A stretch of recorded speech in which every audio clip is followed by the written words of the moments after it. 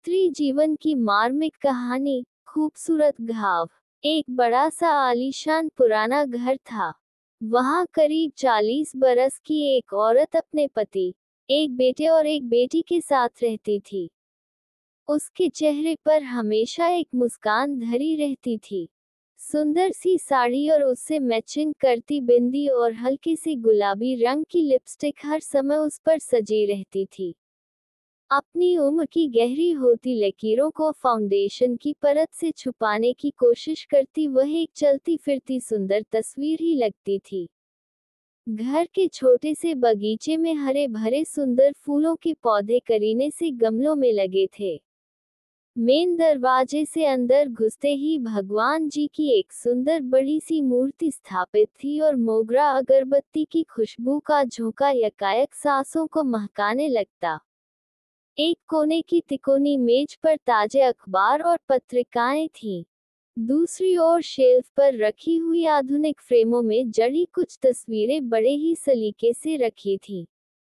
उस बड़े से हाल में से एक दरवाजा किचन की ओर खुलता था, जहां सलीके से रखे बर्तन और वहां की साफ सफाई उस औरत की सुघड़ता को दिखला रहे थे। सामने वाली दीवार पर एक बड़ी सी पेंसिल स्केच वाली एक ड्राइंग फ्रेम में लगी बड़ी प्यारी लग रही थी और उसके कोने में उस औरत का नाम लिखा था।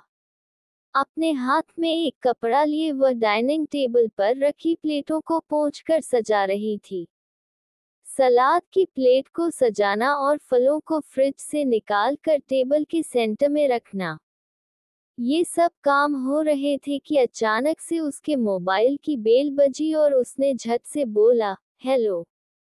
पर मैंने तो खाना बनाया है। और फोन कट गया।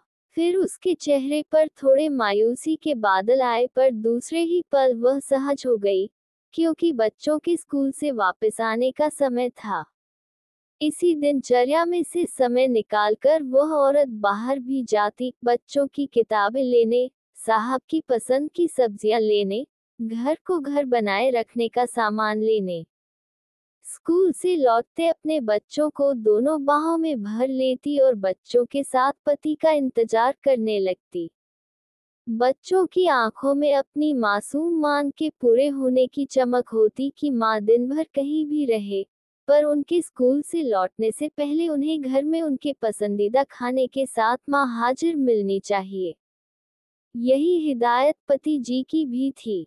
ये सारी दिनचर्या एक घर की रहती ही है आमतौर पर, और हर दूसरी औरत के पूरे दिन की कहानी भी यही रहती है। पर उस औरत की एक बड़ी मुश्किल थी कि उसकी अपनी हंसी, जो कभी खिलखिलाहट से गूंजती थी, वह नदारद थी उसके चेहरे से।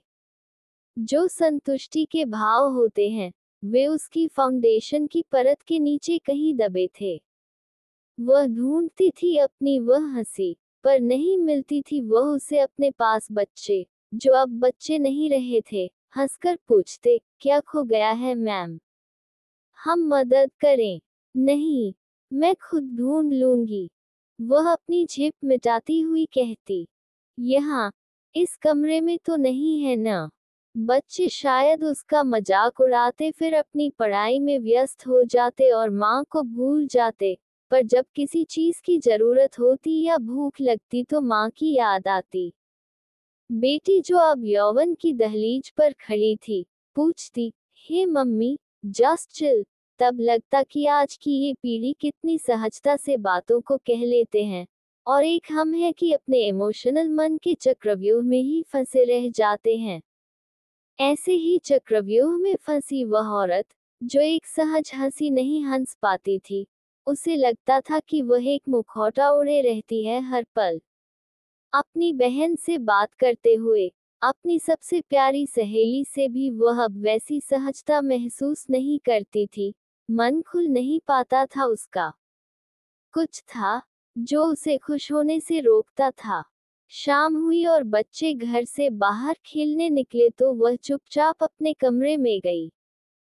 साड़ी उतारी और अपने ब्लाउज की दाहिनी बाजू को जरा सा खिसकाया और सामने की टेबल पर रखी बेटनोवेट की स्किन क्रीम को दाहिने कंधे पर दिख रहे गहरे लाल रंग के बड़े से निशान पर मला और वापस ब्लाउज को ठीक से पहनकर दोबारा साड़ी ओढ़ ली। फिर से थोड़ा फाउंडेशन लगाया और पलकों के कोनों पर जो नमी आ गई थी उसे पोंछा और आंखों को अच्छा दिखाने के लिए काजल का एक स्ट्रोक लगा लिया।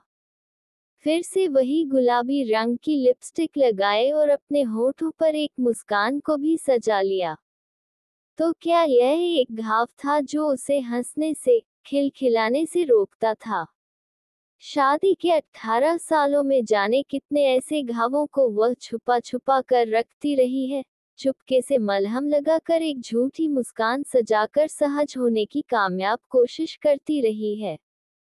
शरीर के घाव तो वह बेटनोवेट लगाकर भर लेती थी, पर उसकी आत्मा पर जो जख्म थे उनके लिए कोई दवा नहीं थी। वह रिश्ते थे, दर्द भी करते थे पर दिखते नहीं थे किसी को भी। रात को जब बच्चों का खाना निपट गया तो पतिदेव की कार का हॉर्न सुनते ही वह लपक कर दरवाजा खोलने गई। आज कुछ ज्यादा काम था। उद्धरण चिन्ह डॉट डॉट डॉट डॉट थोड़ा हिचकिचाहट के साथ पूछा। कोई जवाब नहीं। पत्नी का दिन कैसे बीता? बच्चों की पढ़ाई की कोई चिंता नहीं। एक सुघड़ पत्नी के होने का यही आराम रहता है जीवन भर पतिदेव जी को। खैर, फिर से रात का वह पल आया जब पतिदेव का हाथ उस औरत के शरीर पर चलना शुरू हो गया। उस घाव पर भी गया तो एक आह के साथ उस औरत ने मुंह मोड़ लिया। वह घाव अभी 2 दिन पहले का ही तो था। थोड़ी देर में फिर वही खींचातानी।